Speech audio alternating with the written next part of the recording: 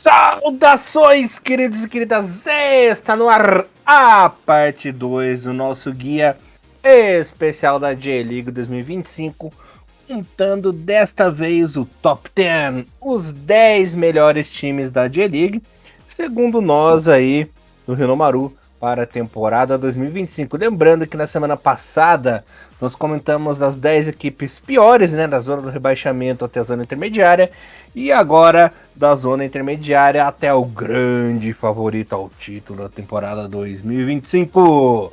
Como sempre, vocês estão na companhia de Elias Falas, o Barbudinho na apresentação, comentários das duas lendas, dos nossos Tiagões lindos, maravilhosos, Tiagão Henrique Cruz e Tiagão Bom Tempo. Mr. Thiago Cruz, tudo bem com você, meu querido? Vamos para a parte 2, a parte das melhores equipes.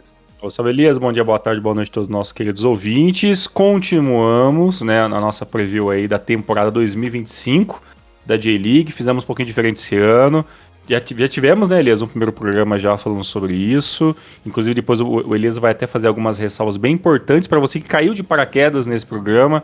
Tem a parte 1, né, dos times que nós consideramos, né, os times que vão lutar por rebaixamento e meio de tabela. Lembrando que isso aqui não é uma regra, né, apenas uma tier list, como que é um termo muito utilizado na internet aí, que a gente montou da melhor para pior equipe, de acordo com as situações dos últimos anos de cada uma das equipes que vão disputar essa temporada, a primeira divisão do campeonato japonês, mas é claro que vocês podem ficar à vontade para discordar da gente, né? Não é exatamente que as equipes mais para cima vão ter certeza que vão ficar para lá, as equipes mais para baixo não precisam ficar lá embaixo, é só realmente uma análise que a gente faz, né, em cima de um guia que o Thiago Bom Tempo faz todos os anos, e já está disponível tanto no blog, né, da parte do Facebook do Futebol do Japão, quanto nas nossas redes sociais, e junto com esse podcast também no primeiro comentário, se você está vendo pelo YouTube, está linkado o download do guia da J-League 2025 e também em todas as redes sociais do Thiago Bom Tempo e do Hinomaru Podcast. Fale sem lembrar, se você está ouvindo a gente pelo Spotify ou outro agregador de podcast apenas de áudio, deixe o seu like, coloque aí o número de estrelinhas máximas aí para ajudar a gente na divulgação.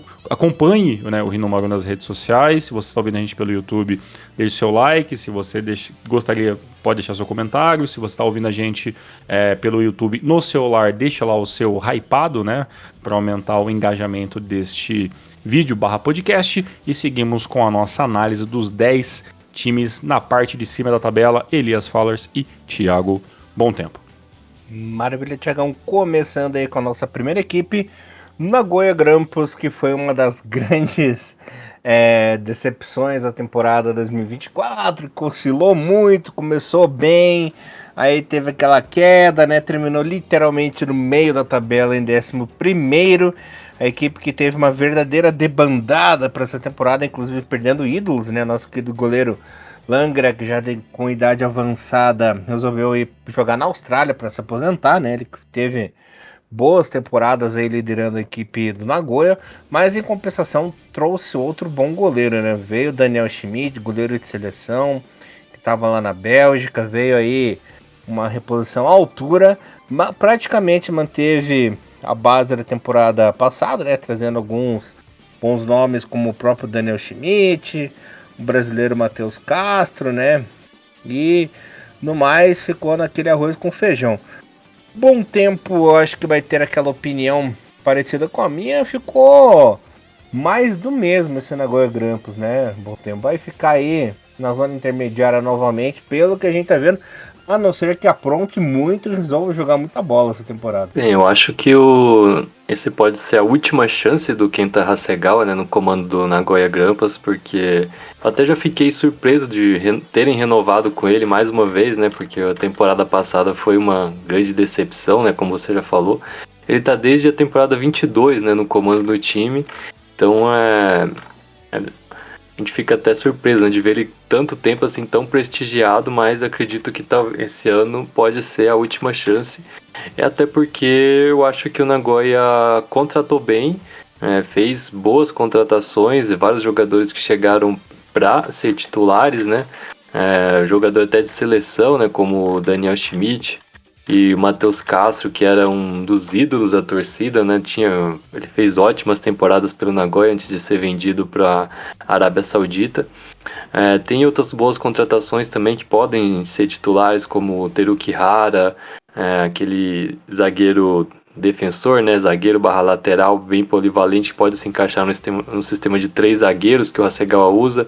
O Daiki Miya também era um zagueiro que eu gostava bastante na Vispa Fukuoka, pode ganhar um lugarzinho aí nesse trio de zaga junto com o Kennedy Mikuni, que para mim é o único que é titular absoluto, é o Kennedy Mikuni. Apesar de que no Avispa Fukuoka ele era reservaço, né? Depois que veio pro Nagoya ele conseguiu virar titular e evoluiu muito ano passado, tem sido o principal zagueiro desse time do Nagoya, então é um jogador aí que tem evoluído bastante, bom para ficar de olho nesse time do Nagoya. O Yuya Asano também, né, o irmão do Takuma Asano da seleção, estava no Consadole Sapporo, é um bom nome aí para... Costuma jogar como meio ofensivo ou na ala direita, pode ter uma boa opção também para esse time do Nagoya. O que me preocupa é que o Hasegawa ele tem um costume de jogar um futebol muito defensivo, né? Então, por exemplo, teria a opção de jogar com o Morishima, que é um meia mais criativo, né? Um armador, recuar ele como volante para poder encaixar o Matheus Castro mais à frente, né? Até formando uma dupla de ataque também com o Yuya Yamagishi, o Casper Junker, mas é mais provável que a gente vai ver ele escalando 2 volantes mais defensivos, né? E até na ala direita também, como ele gosta muito de colocar o Nogami lá, que é mais um lateral, né, do que um ponta. Então pode ser que o Asano talvez não comece já como titular, mas o que mais me preocupa nesse time do Nagoya é que, primeiro que já tem desfalque, né? Vai começar a temporada sem o Daniel Schmidt, que está lesionado, sem o Junker, que está lesionado, e o Matheus Castro parece que ele ainda não está 100%, porque lá na Arábia Saudita ele sofreu uma lesão grave no tendão de Aquiles, e essa é uma lesão complicada, né? No final do ano passado até que ele já vinha jogando, já estava recuperado, mas parecia que ele ainda não estava no mesmo nível de antes, né?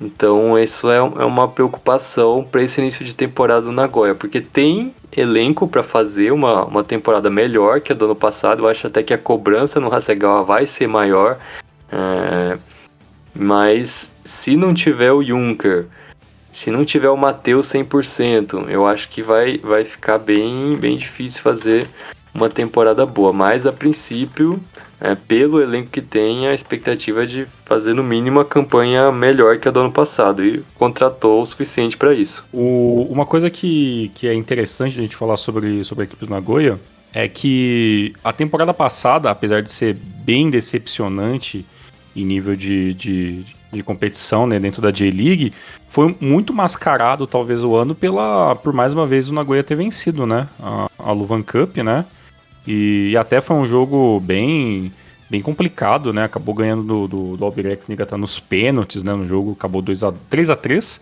e aí depois foi pros pênaltis e acabou, aqui o Nagoya conseguiu vencer, e isso pra mim deu uma aliviada um pouco no ano baixo, né? E a gente fala baixo porque, se a gente levar em consideração que 2020 a equipe ficou em terceiro, né? 2021 em quinto, 2022 em oitavo, aí veio de uma belíssima sexta colocação em 23, então 24 era natural que se imaginava que a equipe poderia, né, lutar por ACL, pelo menos, né? Ou seja, aquela equipe bem encardida de ficar ali cutucando as equipes que estariam lutando diretamente pelo título, mas acabou não acontecendo, né? E dessas contratações do Nagoya, vem uma das melhores piadas, né, que eu e Elias já fizemos aqui no Renomaru, e gerou muito, eu lembro de ouvir muita gente rir sobre isso, comentar com a gente e tudo mais, que é quando a gente comentou que o Yuya Asano era o Jaguatirica, né? Você lembra dessa bobeira nossa, Elias? O Nagoya, ele é um especialista em contratar o irmão ruim dos jogadores. Eu lembro que jogava o Yuki Maki no Nagoya, né? E agora eu jogo a Tirika. Apesar que o Yuya Asano, né, ele é um jogador até interessante, claro, não conseguiu ter o destaque que o irmão tem e tudo mais, mas é um bom jogador, né? Então eu acho que é uma vinda muito boa da equipe do Sapporo. Talvez uma das melhores peças daquele sofrível Sapporo que a gente viu na temporada passada. Mas aqui, algumas reposições foram interessantes, mas o Nagoya era uma equipe que precisava de uma reformulação, né? E eu acho que essa reformulação só não é completa porque talvez uma das peças que mais gente esperava que seria trocada era o treinador, né? Então, mais uma chance para o Hasegawa. Para mim, ele tem muitos méritos na carreira, apesar de muitas pessoas criticarem muito alguns aspectos dela. Mas eu acredito que ele possa sim fazer pelo menos uma última boa temporada pela equipe do Nagoya, ou quem sabe um belíssimo campeonato e estender por mais um ano, ou até mesmo acontecer do Hasegawa ser o primeiro treinador que já começa meio que com a corda um pouco no pescoço, né, pra temporada, né, dos times médios para maiores, né, dentro da J-League, né, porque eu imagino que mais um ano ficando abaixo da 8ª colocação, já dá para considerar um ano bem ruim para a equipe do Nagoya. Então, apesar do seu escudo novo muito do sem vergonha, eu tô otimista aí para ver o que o Nagoya vai fazer na temporada. E por falar em escudo sem vergonha, o próximo da lista é o nosso FC Tokyo, né? FC Tokyo que também teve muita instabilidade temporada passada, mas conseguiu ficar entre os 7 colocados. Poderia ter conseguido uma colocação melhor, mas quando a gente achou que ia bem, acabou indo mal. Quando a gente achou que ia mal, acabou indo bem, né? Ficou na loucuragem do FC Tokyo de sempre. Dessa vez, em 2024, ficou atrás do Verde, né? O Verde terminou em 6º e o Tokyo ficou em 7º, coisa que já não acontecia há muito tempo. Mas as expectativas aí são boas para o FC Tokyo essa temporada, que apesar de ter perdido aí bons nomes na temporada, também vieram bons nomes, né? Tô na expectativa do retorno do Kento Hashimoto, né? Um jogador clássico aí na equipe do FC Tokyo, que passou um tempo na Europa jogando e tudo mais, e agora tá voltando aí para casa. Também tem o Marcelo Rian, né? Que veio aí do Sagan. Vamos ver como é que ele vai se sair nessa equipe do Tokyo. Tem até a ingrata missão de substituir um dos ídolos, né? Que era o Diego Oliveira, que se aposentou. Dessa vez um Gautino foi contratado em definitivo, né? Que havia sido, estava aí de empréstimo, dessa vez foi comprado. Aí vieram aí uns nomes mais interessantes, como Ken Sato, né? Tem o coreano também, o Pekin Hwan, que pode fazer aí um barulho nessa temporada. E eu espero que o FC Tokyo consiga, pelo menos no mínimo, terminar na 7ª colocação nessa temporada, bom tempo, porque é um time bom, né? É um time bem ajeitado, bem treinado, né? Tá vindo aí de treinador novo para essa temporada, né? O Rikizo Matsuhashi, que vai falar um pouquinho também do histórico dele. Mas eu espero que não só o FC Tokyo, mas como o Verde aí façam boas temporadas em 2025 de novo. O Matsuhashi é um treinador que fez um bom trabalho no Albirex Niigata, quase conquistou o título lá na Copa Luvan, né? Foi vice-campeão. E basicamente ele foi o sucessor no Albirex Niigata do espanhol Albert Puig, que instalou no Albirex o sistema de jogo que o time usa até hoje, né? Um estilo com muita posse de bola, né? Bem típico daquele tic-tac espanhol, com muito domínio de posse de bola, muita troca de passe, e um sistema que vinha funcionando bem no Albirex. E o FC Tokyo, que aliás está acostumando, né, a trazer treinador do Albirex, que tinha contratado o Albert Puig do Niigata, agora contrata o sucessor dele de novo do Niigata, mas antes, né, ano passado, quem era o treinador era o Klamovski, né, então tinha um estilo bem de posse de bola, depois mudou lá para um estilo do Klamovski, que era um pouco diferente, agora volta para aquele estilo de antes, então parece que o FC Tokyo tá meio assim indeciso do que fazer, até porque o time também não conseguiu o seu principal plano, né, que era manter o Ryotaro Araki, um jogador que estava emprestado pelo Kashima Antlers e foi o principal destaque do time no setor ofensivo. O Tokyo tinha planejado investir bastante para conseguir, né, manter o Araki no elenco, e tudo indicava que o Araki queria ficar no Tóquio, né? Já que lá no Kashima ele não tinha dado muito certo, as últimas temporadas dele lá tinham sido ruins, e aí quando ele foi pro Tóquio ele conseguiu recuperar o bom futebol dele, tanto que o Kashima chamou ele de volta, né? Mas, pra decepção aí do Tóquio, né? O Kashima acabou conseguindo convencer o Araki a voltar lá pra Ibaraki. Diziam lá de dentro do clube, né, do FC Tóquio, que ele não queria, né, não queria sair, queria continuar no Tóquio, mas o Kashima convenceu ele a voltar, e aí, de repente, o Tóquio ficou sem seu principal jogador do ataque e não trouxe nenhum, não conseguiu contratar ninguém que faz a mesma função dele. Então, até por isso que na pré-temporada o Matsuhashi estava treinando mais, a formação que ele mais usou foi um 3-4-3, né? Aquela formação com 3 zagueiros e que você não tem um jogador com a função do 10, né? Você tem aquele trio de ataque, que a gente imagina que vai ser o Marcelo Rian de centroavante, na esquerda o Kota Tawaratsu Sumida e na direita o Teruhito Nakagawa. Então é um trio de ataque bom. Nakagawa, né, dispensa apresentações, já foi até MVP da J-League, apesar de que não tem mais jogado naquele mesmo nível de 2019, mas ainda assim é um jogador muito perigoso no ataque. O Marcelo Rian, que é a grande aposta desse time do FC Tóquio, é um jogador que ainda jovem, né, 20 e poucos anos, ainda tem muito para evoluir.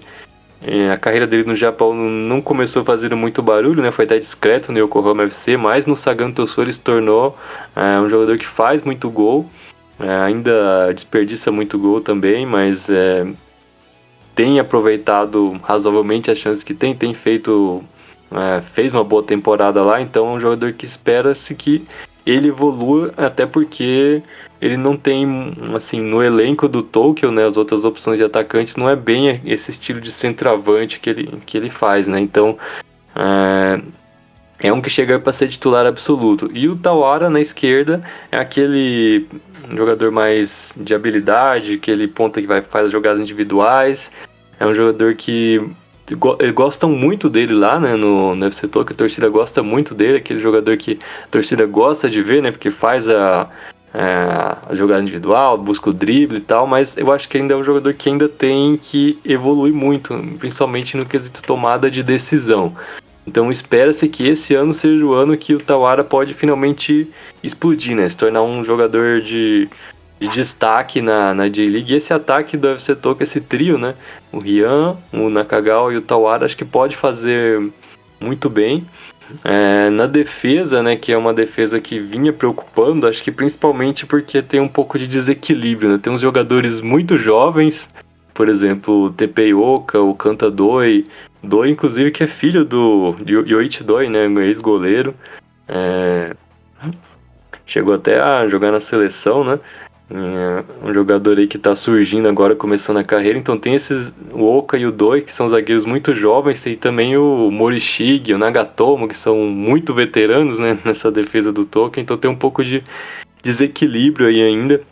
O goleiro também, o Taishi Brandon Nozawa, muito jovem ainda, mas é um goleiro com potencial de seleção, né? Ano passado no nosso ranking ele já foi o segundo melhor goleiro de toda a J-League, jogou até mais do que goleiros que vêm sendo convocados para a seleção, né? Como o Koseitani do Matida Zélvia, como o Osako do Sanfrecce Hiroshima. Então é um jogador aí para ficar de olho, que se o Nozawa continuar jogando nesse mesmo nível, né? E que ele é de 2002, né? Ele tem 22 anos ainda, então eu acho que ele pode até superar, né, tanto o Tani quanto o Osako nessa hierarquia aí dos goleiros da seleção. Acho que talvez o Zion tá um pouco fora de alcance, né, mas é um jogador aí para ficar de olho. Tem um time interessante, o FC Tóquio, e eu acho que tem aí boas possibilidades para fazer uma campanha no mesmo nível do ano passado, né? Talvez, acho que ainda não é, talvez ainda não vai ser dessa vez que vai vir o tão sonhado primeiro título do FC Tóquio, né? Um time que nunca foi campeão, mas que várias vezes já chegou aí na parte de cima, já pegou brigando aí para ficar no top 3, top 4, mas acho que ainda pode ser, parece que é cedo para pensar em título, mas pelo menos para ficar lá no bolo dos primeiros, acho que tem condição, sim. A temporada passada do UFC Tokyo foi muito pautada em comentários de alguns torcedores que, poxa, o que vai ser da gente, né, quando não tivermos mais Diego Oliveira, né, que ia se aposentar e tudo mais. Apesar do Diego Oliveira já não ser o titular absoluto e também ter aquela questão de cansaço, jogador também de uma rodagem grande, apesar que o Diego Oliveira nem é tão assim absurdamente velho, né? Então, mas decidiu se aposentar e ele sabe os motivos melhor do que qualquer um. Mas apesar disso, a temporada do UFC Tokyo, comparado com o 23, que pra mim foi bem decepcionante, eu ainda lembro de reclamar muito, né? Nossa, 22 me deu uma esperança de que 23 seria o ano, talvez, a gente vê, né, o próximo passo do UFC Tokyo, esse próximo passo não veio em 23, mas o ano passado foi positivo, né? A equipe ficou em sétimo, né? Lutou como pôde com as armas que tinha, né? E é interessante ver talvez um novo esquema tático, talvez um novo estilo de jogo. Bom Tempo me convenceu com essa ideia, eu estava um pouquinho mais preocupado. Para mim seria muito o Nakagawa segurando muito a bronca de fazer esse sistema ofensivo funcionar, né? Mas pode ser realmente que esse trio ofensivo seja bem interessante, né? Tem os jogadores veteranos, né? O retorno do Hashimoto eu acho que é muito positivo para esse meio campo, então pelo menos você tem um jogador bom em cada setor, né? Um jogador veterano, bom não, né? Mas vamos usar o termo veterano, né? Que bons a gente sabe que quase todos são, mas um veterano em basicamente quase todas as posições, né? Então pode auxiliar bastante aí a mesclar bem esse elenco. Eu acho que já se mostraram em outros times, né? Que uma mescla entre jovens e experientes pode funcionar muito bem, né? O Vissel Kobe é um belíssimo exemplo disso. E o UFC Tokyo eu acho que tem tudo sim para conseguir melhorar. Também não acho que vai ser esse ano, mas tô sempre naquela torcida de ver o UFC Tokyo mostrar um pouco que veio, né? Já que às vezes começa muito bem a temporada, né? Chega no meio, começa meio que já pensar na próxima temporada e meio que essa briga mesmo do UFC Tokyo nos últimos anos sempre ficou muito na promessa. Mas esse ano o ataque é interessante, hein? O meio-campo é interessante e um bom resumo de uma belíssima equipe aí que pode dar bastante trabalho na temporada 25. Vamos ver o que vai dar nessa equipe do Toco, se finalmente vai nadar e não morrer na praia, né? Que sempre acontece com eles. Por falar nadar e morrer na praia, literalmente, nosso próximo clube é Yokohama F Marinos. Ei, Marininhos, hein? Que nos últimos anos aí vem com altos e baixos. Ano passado teve uma temporada terrível, né? Ainda conseguiu melhorar um pouco a condição porque terminou em nono, né? Porque deixou para priorizar as Copas, acabou se dando mal nas Copas também. Já tá de treinador novo, né? Essa temporada, dessa vez trouxe o Steve Holland, né? Dessa vez a equipe resolveu começar com um treinador novo já essa temporada. Pelo menos parou aquela gambiarra de colocar interino até o fim da temporada. Aprenderam com erro. Espero que tenham aprendido aí com erro, né? Depois da era Kill que fracassou. E o pessoal ali de interino e tudo mais. Vamos ver se vai dar certo. Trouxe nomes bem interessantes. Trouxe um bom zagueirão aí, Thomas Denga, né, australiano, jogador da seleção e tudo mais, já que perdeu o Ratanaka, né, e acabou sendo vendido. E fiquei assim até chocado, né, com a saída do nosso querido Takuma Nishimura, né, inclusive jogador da seleção, tudo mais, que saiu do Marinos para jogar no Matidas Elvia, né, mudou de cidade, ele mudou ali pro ladinho. Fiquei bem pasmo, porque nossa, Marinos tá conseguindo perder jogador pro Matidas, hein? Quem diria? Fiquei chateado aí também com a saída do Mizunuma, né? Mizunuma que foi fazer um pezinho de meia lá na Austrália, foi jogar no Newcastle Jets. Pessoal, já tô veterano mesmo, vamos lá, ganhar um dinheirinho, né? Trouxe aí também outro zagueiro interessante que é da Indonésia, que é o Sandy Júnior, né, Thiagão? Quer dizer, o Sandy Walsh. Vamos ver como é que ele vai se sair essa temporada também. O Jason Quinones, que veio lá da Colômbia, né? Águilas Douradas da Colômbia. E, assim, no papel, o Marinos é aquela história de sempre, né? Time que busca e vai lutar por uma vaga na CL, sim, tem elenco para isso, tem força para isso, mas e na prática, né? Como que vai ser? E também trouxe o goleiro de Sagan, né? O sul-coreano Park Yu-gyu, que também é um ótimo goleiro, já que William Pop e Kurá já não foram aquelas coisas da temporada passada, principalmente o William Pop, né? Que a gente criou uma expectativa em cima dele, né? Bom tempo, infelizmente acabou não correspondendo. Será que o Marinos vai aprender com os erros da temporada passada? Vamos ver. A temporada passada a defesa do Marinos foi um desastre, né? E talvez até pensando nisso que eles reformularam a defesa inteira, né? Mandaram embora praticamente todos os zagueiros, trouxeram um goleiro novo. Vamos ver se melhora, né? Eu fiquei surpreso foi com a saída do Ratanaka, porque ele era um jogador que sempre vinha jogando bem no Marinos e o principal motivo para a defesa do Marinos ter sido aquela peneira que foi no passado foi a lesão do Ratanaka, né? Quando ele saiu, parece que a defesa desmoronou, mas não era só isso que era o problema, né? Goleiro também era um problema grave, até porque o William Pop não deu certo como titular. Muito jogo teve que jogar o Ikurá, que a gente achou que estava no Marinos já só para se aposentar, né? E teve jogo até que precisou usar o terceiro, quarto goleiro, enfim, usou os 4 goleiros durante a temporada, nenhum foi bem, mas o Park Yu-gyu, né, agora de volta, né, pro Marinos, ele já teve uma passagem pelo Marinos que foi boa até, e agora volta pro time para ser titular absoluto, né, que ele antes estava no Sagantosu também, fez temporadas muito boas lá, mesmo com o rebaixamento ano passado, foi um dos menos culpados, né, pelo rebaixamento, aquele goleiro que sempre estava salvando o time em várias ocasiões.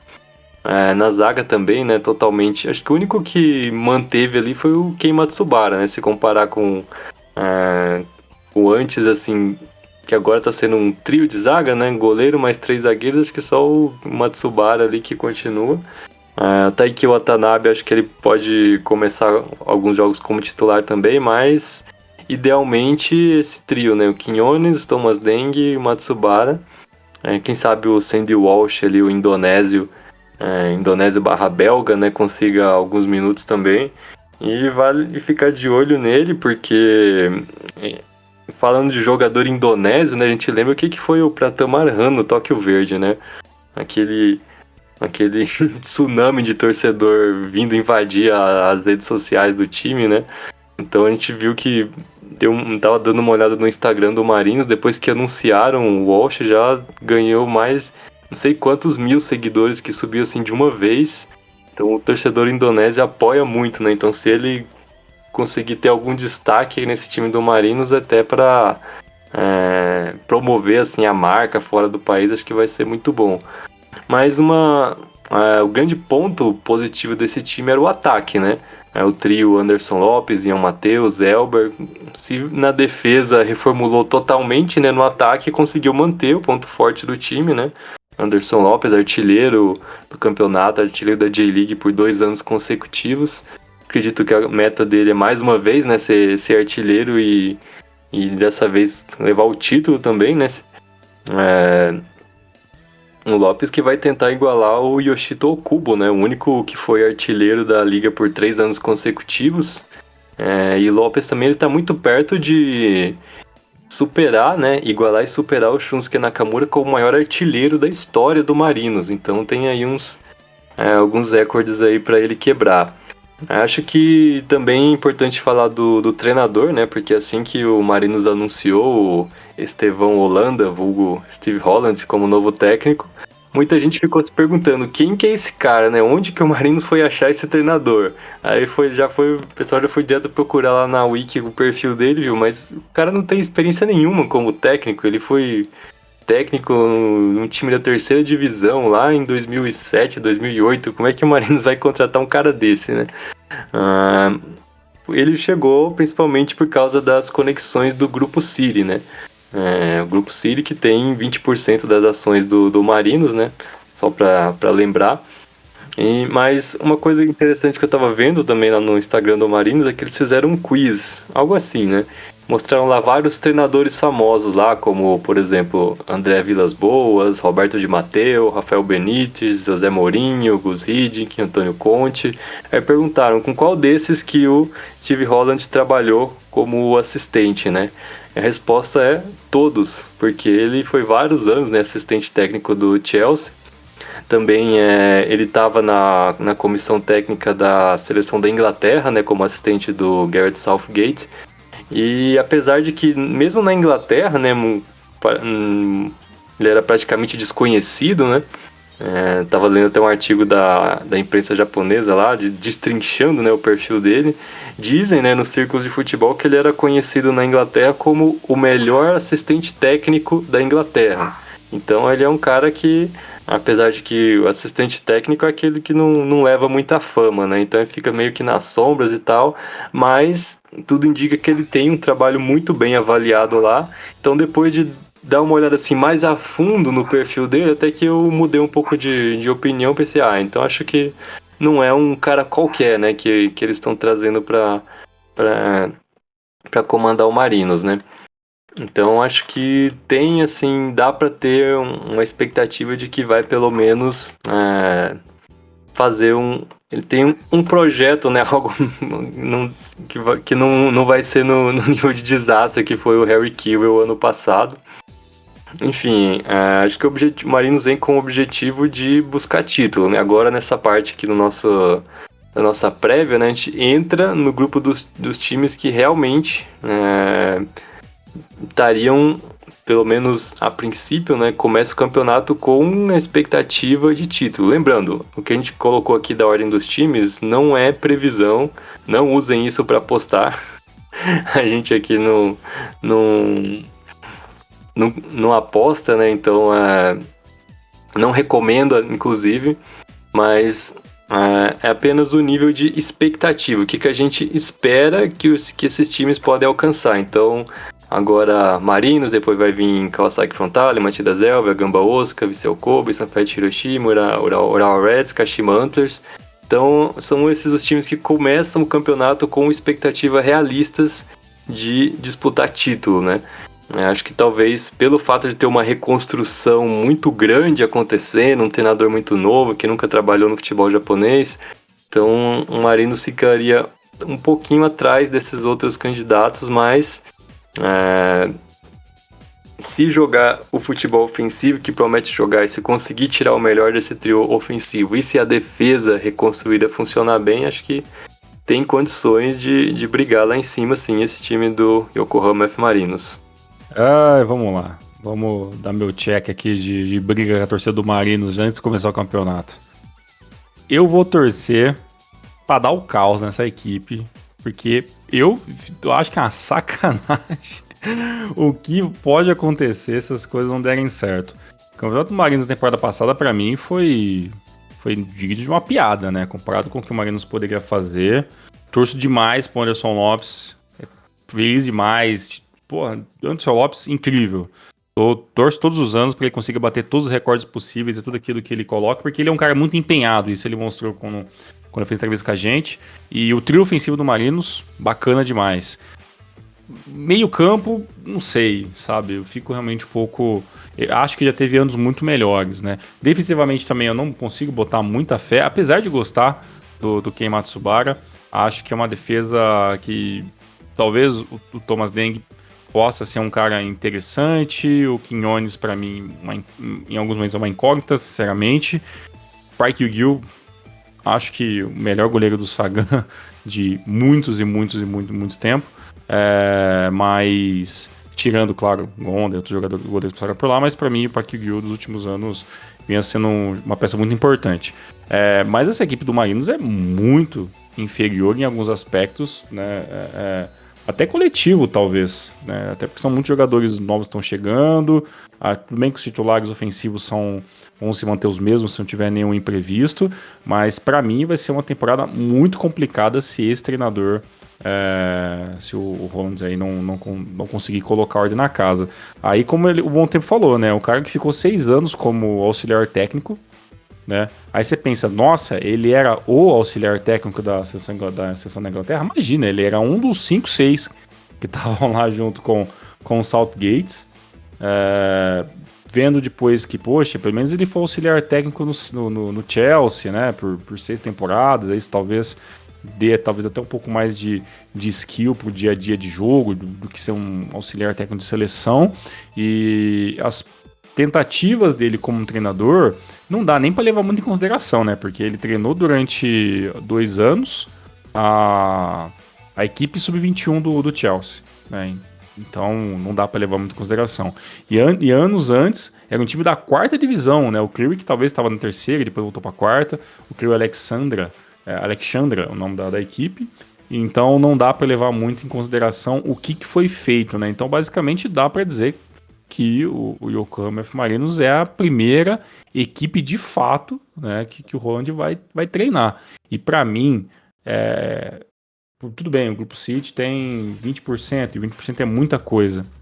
Mas é tanta coisa que basicamente vão fazer do Yokohama uma mesa de teste para um treinador sem experiência nenhuma, praticamente dentro da direção de uma equipe, né? Então, para mim, é uma sacanagem que fazem com o Marinos. Eu acho que o torcedor deveria ficar mais bravo se lá as coisas não derem certo que com comentários de comentaristas esportivos e tudo mais, ou de possíveis haters da equipe.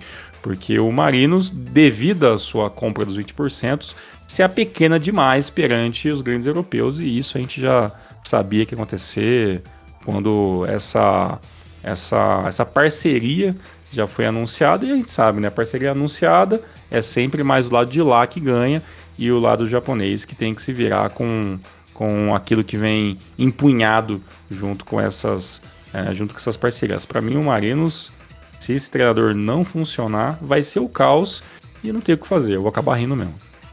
Tiagão, repete aí comigo. Freeway Alessandro. Nossa, aí não vou nem tentar, porque é muito difícil. Muito difícil. Lá, pelo menos, ele fez 71 jogos, né? Jogou bastante uma temporada e um pouquinho lá, mas...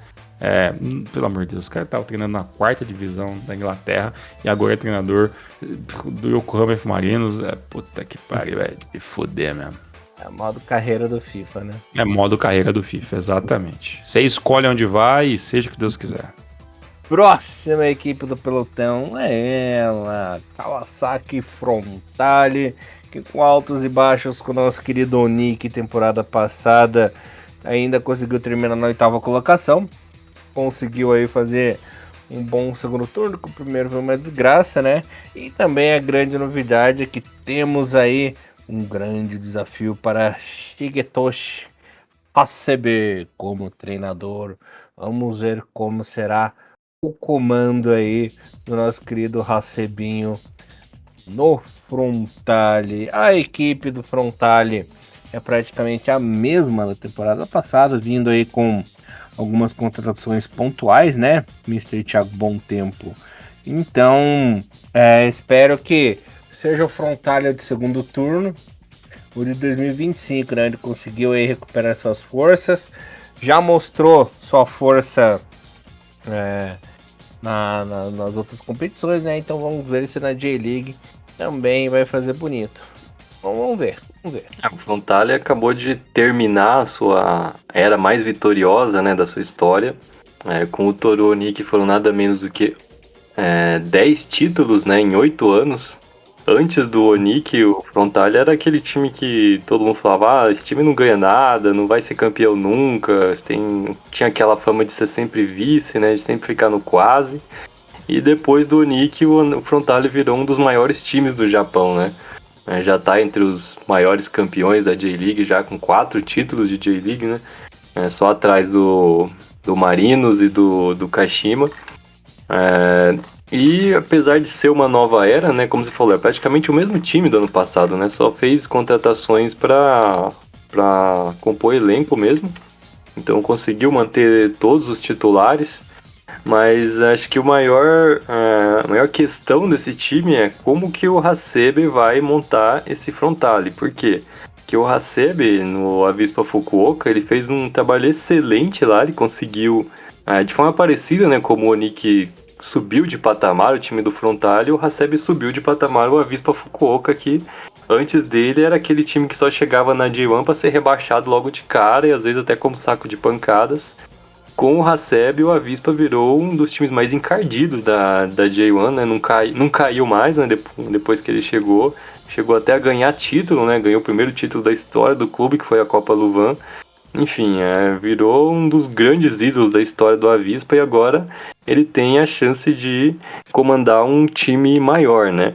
Mas no Avispa, o Hasebe dá pra dizer que ele era o técnico mais retranqueiro de toda a J-League. Tinha, apesar de ter alguns nomes que são conhecidos, né, por serem mais pragmáticos, como Kenta Hasegawa, como Hiroshi Diofuku, o Avispa Fukuoka era aquele time que realmente jogava totalmente na defesa, o time que, se você for olhar lá os rankings de posse de bola da J-League nos últimos anos, você vai ver que o Avispa tá sempre em último, é um time com menos posse de bola, aquele time que não tinha vergonha de se fechar na defesa, tentar jogar no contra-ataque, bola parada, enfim, era o futebol mais feio possível, mas que deu resultado no Avispa Fukuoka.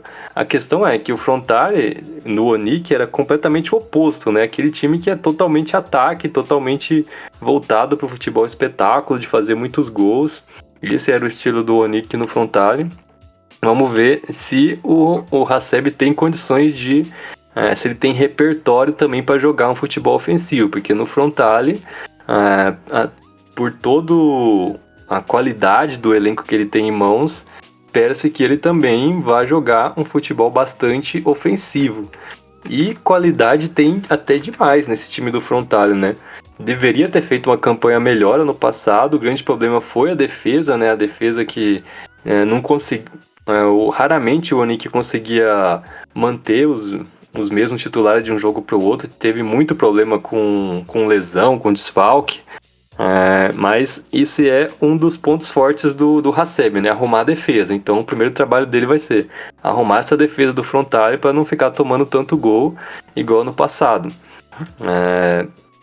Mas uma coisa que me chama muita atenção é porque, olhando esse elenco do Kawasaki Frontale, é um elenco que tem muito talento. Nem precisa falar muito dos craques do time, né? O Ienaga, o Akizaka, que já estavam, né, no ano passado entre os melhores jogadores de toda a J-League, né? Mas, por exemplo, o Shin Yamada foi um jogador que evoluiu demais ano passado, virou um dos centroavantes mais goleadores da J-League, principalmente no jogo aéreo, né? Faz muito gol de cabeça, tem aquele posicionamento, né, para buscar o cruzamento e finalizar. Finalmente, né, o Frontale, que vinha tendo problema com o centroavante desde que o Leandro Damião saiu, né, já tem um novo goleador. O Erisson, a princípio, talvez ele até fique no banco, né, caso o Hasebe jogue com um 4-2-3-1, né, só com um homem na frente. Tem a opção do 4-4-2, que é uma formação que eu usava muito no Avispa também. Pode jogar com essa dupla de ataque, né. O Marcinho na esquerda é um ponta que consegue ser bastante eficiente em alguns jogos também. No meio campo, né, o Yuki Yamamoto era um jogador que já, desde que chegou no Frontale, né, a gente já pensava, acho que tem tudo para ser um dos craques do time. Não teve uma temporada tão boa no passado, né, mas vamos ver esse ano, a gente está projetando já que ele já pode começar direto como titular. É um jogador aquele que consegue controlar bem o meio campo, né. Na defesa também, o Kota Takai, zagueiro muito jovem que já está ganhando convocações para a seleção principal, né? O Sota Miura, um lateral esquerdo muito eficiente no ataque, principalmente. Também já, pelo que as últimas atuações dele, já pode até ganhar chance na seleção. E se você for ver também alguns mais jovens, por exemplo, o Frontale já tem 3 jogadores na seleção sub-20, né? O Kaito Tsuchiya, zagueiro, o Yuto Ozeki, volante, o Soma Kanda, atacante. Então tem muito talento, tem muito jogador jovem surgindo. Acho que tem até torcedor já imaginando que, quem sabe, tem uma nova geração aí que surgindo no Frontale, que talvez pode até começar a comparar, não hoje, né, talvez daqui a algum tempo, comparar com aquela geração do Mitoma, do Hatate, do Aotanaka, que são jogadores que estão se destacando, né, nas seleções de base, e pode ser que eles cresçam, né, nesse time do Frontale. Então tem potencial para ser um time muito forte esse Frontale. Então vamos ver como é que o Hasebe vai montar esse time, como é que vai jogar esse Frontale do Hasebe, que a pressão para jogar bem, né, para ser um time ofensivo, para ter resultado, né, principalmente, vai ser grande, mas eu acho que dá para ficar pelo menos cautelosamente otimista com esse time do Frontale. Tem um treinador que eu espero muito que tenha paciência com, né, que tenham paciência com ele é o Hasebe, né? Porque tudo que ele tem feito até agora é muito assertivo, né? Então, se realmente acertasse a defesa com um bom tempo, ressaltou muito bem, o Frontale tem um coletivo muito forte, né? Por mais que talvez os nomes, para quem tá mais acostumado com elencos mais recheados de grandes craques com nomes gigantescos, o Frontale é uma equipe até muito low profile, né? Nesse aspecto, claro, tirando um nome ou outro, mas o coletivo do Frontale para mim, é excepcional. Se funcionar, é uma equipe que, por mais que talvez, né, a gente chega no final do ano e fala, poxa, o começo do Frontale foi muito bom, a metade daquela temporada do Frontale foi muito bom, o Frontale só foi engatar no final da temporada.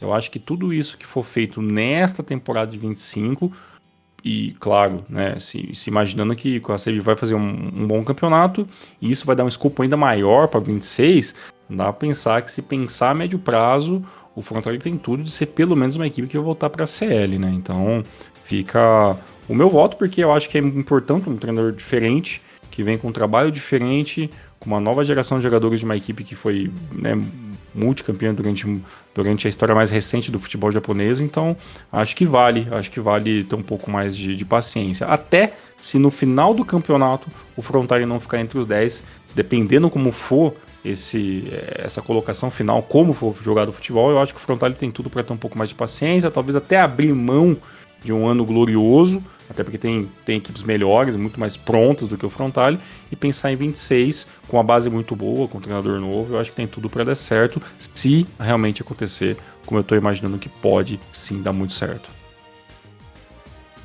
Boa. Nossa próxima equipe foi a que mais surpreendeu a temporada passada, positivamente, com o nosso querido Matidão da Massa, Matias Elvia, e terminou na terceira colocação. E os súditos aí de Gokuroda tem mais um grande desafio para a temporada 2025. Será que eles manterão aí a sua empreitada? O time praticamente manteve a sua base de 2024 para essa próxima temporada. Também trouxe bons nomes, né? Trouxe o Hiroyuki Mae aí, um bom meio-campista do Fukuoka. Trouxe também o Takuma Nishimura para reforçar o ataque aí do Matidão. Agora o negócio ficou bom, hein, bom tempo. Com o Fujio, com o Nishimura e com o Duke ali, nossa senhora, eu tô realizado aqui, tô felizão da vida. Espero que o Duke jogue essa temporada mesmo, que não sei se vai acontecer, mas enfim. Como vocês sabem, na temporada passada a defesa do time foi muito sólida, né? Principalmente com a vinda do Nakayama aí no meio da temporada, né? O Nakayama, o Genshoji e o Dresevic fazendo aí uma excelente temporada. O Tani no gol também muito bem. O Yuki Somo jogando muita bola ali, a ponta, né? Meio campo foi bem também. E espero que a equipe não se deslumbre, né, com o que aconteceu na temporada passada e mantenha aí um bom futebol, né? Teve uma verdadeira debandada de saída de jogadores, mas nenhum jogador considerado assim super vital, né? Bom tempo nessa equipe. Tirando o Sugioka, que eu fiquei chateado, né? Gostava do menino Sugioka aí, mas não rendeu o que era esperado. E trouxe bons nomes para essa próxima temporada. Olhando as contratações que o Matida fez, dá pra dizer que o time tá mais forte que ano passado, acho que principalmente na defesa, né? Você mencionou aí, gostou do ataque do time, eu gosto principalmente da defesa, e agora com a chegada do Okamura, do Kikuchi, acho que tem muitas opções boas para defesa. Se você olhar posição por posição, Basicamente, o Matida tem duas boas opções para quase todas as posições, né? Já montou praticamente 2 times para 2025. Então, é um time que tá com o elenco encorpado, tem muitas opções para todas as posições. Então, dá para esperar que dessa vez, né, o Matida Zelv é um time que tem ambição, né, tem objetivos grandes. Então, acho que o que estão esperando lá é que dessa vez o time realmente vai vir para disputar mesmo. O que eu ainda tô com um pouco de pé atrás é por causa do estilo de jogo do time, né, mais focado na defesa e tal. Até porque talvez é meio difícil, né? Um time que joga um futebol tão defensivo tá sempre disputando lá entre as primeiras posições. Acho que talvez faltaria um pouco mais de equilíbrio, de balancear um pouco mais esse time. Vamos ver como é que as contratações ofensivas se encaixam, né? Eu acho que o Yuki Soma ficou devendo um pouco ano passado. É um jogador que se espera muito, né? Jogador de nível quase de seleção, eu diria, né? O Nishimura também, apesar de ele ter saído do Marinos e ter um histórico bom, ele não foi tanto destaque assim no time do Marinos ano passado. O Mitchell Duke, que você gosta tanto, acho que por enquanto, pelo menos no início, ele vai ser reserva, né, do Oserhun, que vem sendo convocado para a seleção sul-coreana. O Shota Fuji, eu achei que ele ficou devendo um pouco, principalmente no segundo semestre do ano passado. Achei que caiu bastante o rendimento dele no segundo semestre. O Eric, que também não conseguiu jogar no mesmo nível que ele estava jogando na J2, quando foi até MVP, né, da temporada. Então não conseguiu se firmar como titular nesse time do Matidas. Eu tenho um pouco de receio com o ataque do time, né? Parece que pelo menos eles não terminou a temporada passada jogando tudo o que pode. E das contratações mesmo, gostei bastante das contratações defensivas, né? O Kamura, Kikuchi, Mai, são todos jogadores que podem chegar tem totais condições de serem titulares, né? De serem destaque na liga. Enfim, o Matida é um time que tem dinheiro, tem a Cyber Agent, que é uma empresa grande que está colocando muito dinheiro no time. É um time bem interessante, né? Se você for ver o estádio, né, do Matida, parece aquele típico estádio de J2, né? Aquele estádio pequenininho, mal cabe 15 mil pessoas lá dentro, tem aquela pista de atletismo, é aquele típico estádio de J2 mesmo. E apesar de ser Tóquio, né, é praticamente interior lá no Matida Zelver, que o acesso é meio difícil, né? Você tem que pegar várias baldeações para chegar lá, depois tem que pegar ônibus, depois você tem que entrar lá num parque que parece que você tá andando no meio do mato, e de repente você vê um estádio lá no meio da trilha, lá onde só tinha mato. Enfim, é realmente uma experiência completamente diferente você ir no jogo do Matidas Zelver, mas é uma torcida assim que está crescendo muito ainda, muito, muito recente. Apesar de ser um estádio pequeno, eles ainda não conseguem lotar no estádio, até porque acho que principalmente por causa do acesso, né? Não é todo mundo que tem essa facilidade de chegar lá, mas eu acho que é um time que, apesar de ser, eu diria que o time mais odiado, entre aspas, né? Porque os rivais não gostam do estilo de jogo do Matidas Zelver. Eu acho que é aquele time que dá um tempero diferente para o campeonato. Então acho bem interessante acompanhar esse time do Matidas Zelver. E vamos ver se esse ano, agora com o esse elenco mais reforçado, mais encorpado, né, eles conseguem se manter de vez, né, nessa disputa pelo título, né? Olha como o mundo do futebol ele roda rápido e eu vou usar o termo injusto, mas vocês vão entender o que eu quero dizer. Como é injusto com o Matida, né? Depois de um 24 fantástico, né? Que a gente ressaltou o ano todo aqui. Vira o ano, sai gente pra caramba. A gente até, sinceramente, perdeu poucas, assim, peças principais, né? Mas mesmo assim saiu bastante gente, né? Saiu muito, entrou muito, alguns já estavam ficando definitivo, mas tiveram chegadas e partidas, e já começa 25 e parece que tem que virar a chave, né?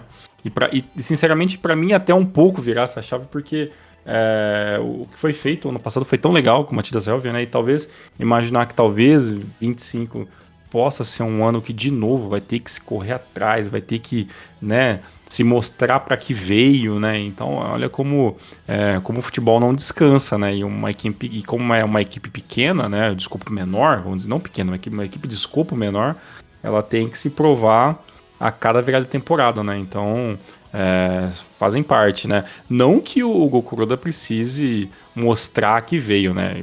Já mostrou isso e mostra o quão importante é o que ele faz fora de campo, e dentro de campo tem um elenco que se doa 120% se for possível. Espero muito que o Matida consiga fazer uma boa temporada. Estou um pouco preocupado, talvez, com o caminhar dessa temporada, mesmo que comece bem. Eu tô muito curioso pela metade, sabe? Aquela parte final ali, quase virando o turno, para ver como que o Matida vai estar, depois de jogar algumas partidas em casa, algumas fora, como é que vai ser esse balanço. Mas o elenco é interessante, não é todo o setor que me brilha os olhos. Defensivamente eu acho que realmente tinha que melhorar bastante.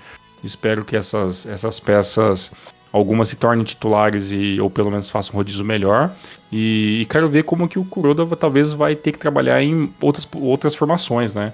Porque o sistema de três zagueiros é muito consolidado no jeito que ele joga, mas é bem provável que esse ano ele tenha que vir com alguma coisa nova, né? Ele veio com bastante ideias diferentes que funcionaram em 24, e a expectativa é que elas continuem funcionando e que ele se reinvente para tentar deixar o Matida sempre ali na parte intermediária alta, que para mim vai estar excelente. Para mim tá como de Shimura, mais 10, fácil, fácil, fácil, no Matida 25. Maravilha. Nossa, a próxima equipe é o Gamba Osaka aqui. Surpreendeu a todos nós temporada passada, né? Bom tempo, Thiagão e eu falamos que o Gamba ia sofrer em 2024, que era um time fraco e tudo mais. Mas calou nossa boca. Terminou numa incrível quarta colocação, fez um baita no segundo turno. Ninguém esperava a evolução desse Gamba em 2024. O nosso querido Poiatão da massa, né? Poiatão aí fez a equipe jogar bola, surpreendeu e nos impressionou, né? O time manteve aí a base do ano passado, né? Mr. Thiago Cruz trouxe aí também uns bons nomes. E como a equipe foi muito bem na temporada passada e surpreendeu, acredito que vai ficar nesse pelotão aí mais uma vez, vai lutar por ACL. Lembrando que as temporadas são 3 vagas diretas, né? Então a chance aí de conseguir a vaguinha é melhor. Pra tristeza do nosso Thiago Henrique Cruz, saiu o Musashi Suzuki, né? Que foi pro Yokohama, mas ficou feliz porque foi pro outro time que ele gosta, né? Então ficou praticamente elas por elas, né, Thiago? Eu tô triste mesmo com a saída do Isa Sakamoto. Isso aí, essa aí doeu de verdade, viu? Essa aí doeu. Como você falou bem, cara, eu acho que o Gamba, ele foi além das expectativas que eu fiz, e eu acho que muitos torcedores fizeram. O Gamba é uma equipe que o coletivo funcionou muito bem, as peças individuais funcionaram muito bem, não foi apenas aquela dependência, né, do Takashi Usami a temporada toda, apesar que em alguns momentos o Takashi Usami foi realmente imprescindível, né, para essa equipe. Vira 25 e o que esperar do Gamba é que esse coletivo realmente continue funcionando, né? Porque peças individuais, o Gamba, ele é muito até modesto, né? Comparando agora, cada vez subindo mais as equipes para o topo da tabela, o Gamba ele vai se tornando uma equipe muito mais coletiva do que individualista, né? Então, esse individual tem que estar muito bem entrosado, as coisas têm que funcionar. Acho que a temporada talvez não seja tão fácil, mas o Poyatos, já dá pra dizer que o Poyatos, que tá aí desde 23, né, pegou 23, 24 inteiro, já entende como o time funciona, já entende melhor como a J-League funciona, vai ser cobrado, imagino, até um pouco mais essa temporada, né, porque diretamente ou indiretamente ele poderia ter colocado um pitaco ou outro em uma contratação, né, e as contratações, sinceramente, admito que não me agradaram. Talvez o Bom Tempo tenha uma opinião que possa me dar uma luz no fim do túnel, mas para mim eu acho que melhor contratação, né, talvez seja o atacante que veio da Alemanha, né, o Kunuki, ou talvez um dos melhores jogadores aí do Jeff, né, que veio, né, o Shogo Sasaki, mas é uma equipe que trouxe pouco, o coletivo se mantém bem. Sinceramente, entendo a saída do Issa Sakamoto, mas gostaria talvez de esperar que o Dawan ficasse um pouco mais, apesar que veio talvez uma boa proposta de uma equipe, acho que da equipe da China que acabou levando ele. Então espero muito que esse Gamba consiga se organizar, mas eu acho que eu esperava um pouco mais da janela de transferência. Então, sabe, essas poucas peças de reposição me fazem pensar até onde esse Gamba vai, sabe? Eu acho que não vai ser um ano onde dá pro Gamba bater de frente com os de cima, pelo menos em questão de nomes e contratação. A não ser que realmente esse elenco esteja muito fechado, que o Poyatos esteja com tudo muito na mão e com pelo menos umas 2 formações aí para pegar todo mundo desprevenido e fazer o Gamba ganhar algumas partidas consecutivas. O que eu acho, sinceramente, que não vai ser possível, até porque a defesa, por mais eu gostar dos nomes individuais, no coletivo, às vezes eu acho que a defesa do Gamba dá uns apagões e é nessa que a equipe acaba se perdendo um pouco. A defesa do Gamba, né, que foi uma das melhores do ano passado, com, inclusive, o melhor goleiro do ano passado, que foi o Edwin Timori, um dos melhores zagueiros, que foi o Nakatani. Mas o problema é que do lado do Nakatani geralmente está o Shota Fukuoka, né, que é aquele zagueiro que quando joga bem é porque a defesa, os companheiros ajudaram, né, mas pelo coletivo. O Genta Miura fez muita falta no passado, né, ficou a temporada quase toda fora, lesionado. Vamos ver se ele já está de volta agora, né? Acho que seria um grande reforço para essa defesa. Eu gosto bastante do Rico Handa na lateral direita também.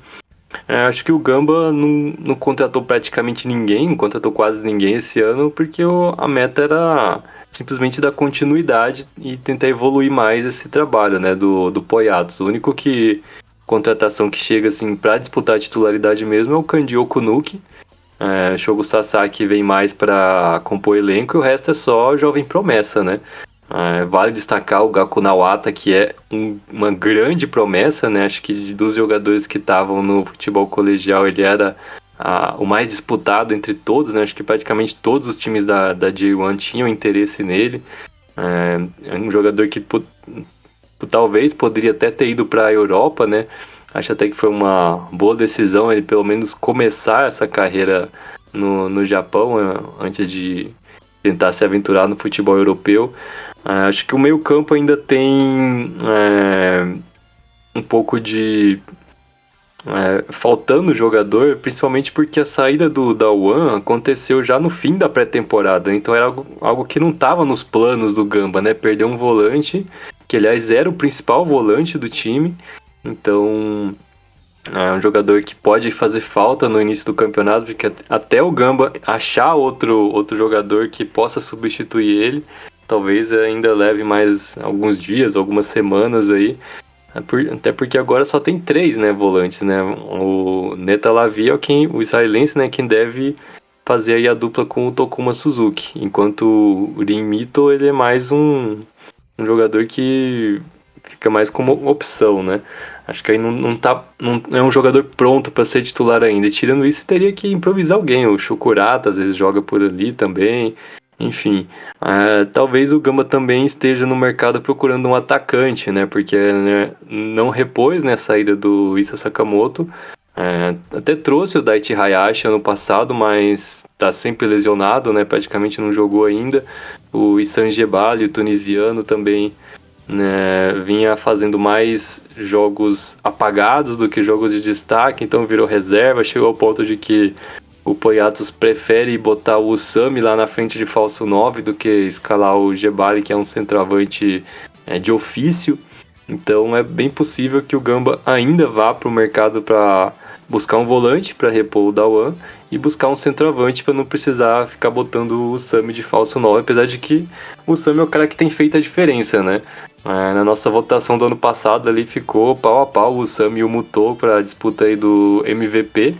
E o que fez a diferença é que o Mutou foi campeão, né? Senão acho que o Sam ficou assim, basicamente no mesmo nível das atuações. Então é um time que tem alguns destaques individuais muito bons, né? Como eu já falei, Timori, Nakatani, o Sam, então entre os melhores jogadores da J-League nas suas posições.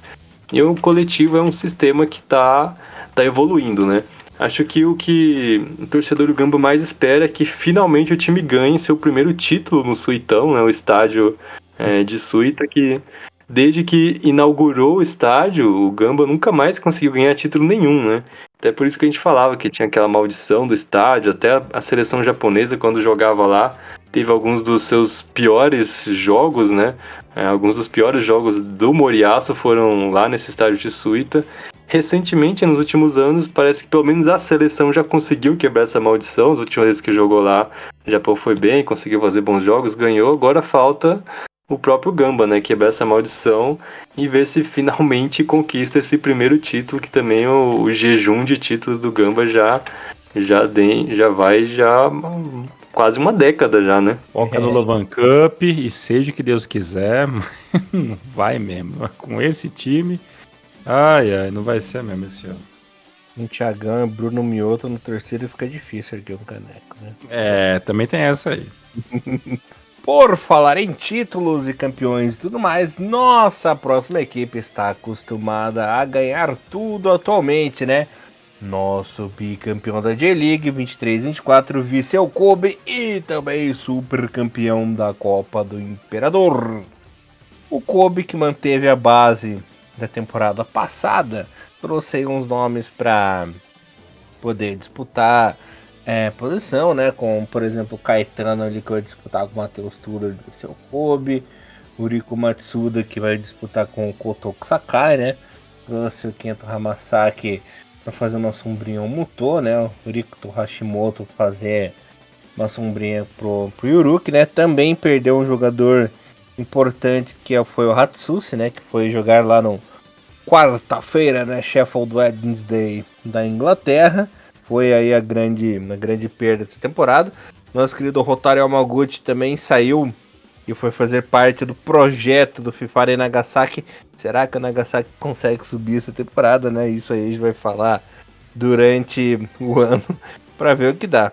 O seu Kobe tem uma base forte, tem um time muito bom, né? Bons jovens e também bons veteranos, né? Bom tempo. Yuya Osaka e Yoshinori Muto não podem dizer que estão mentindo. São jogadores aí vinho, né? Literalmente vinho, né? A camisa da Kobe tem essa cor.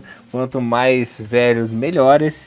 E vai brigar aí mais uma vez pelo título. Se vencerá? Não sabemos. Mas vai brigar até o final. O seu Kobe que tá chifrando geral, rapaz. O Vissel Kobe vem com essa clara meta de ser campeão, né? Conquistar o tricampeonato da J-League, né? Igualar o Kashima Antlers, o único time que já foi campeão 3 anos consecutivos. Mas não sei se o time vai estar priorizando a CL, né? Já que eles até colocaram esse como a meta do clube de ser o número 1 da Ásia, né? Então acho que eles vão tentar jogar com tudo aí a CL para ver se consegue esse primeiro título continental também.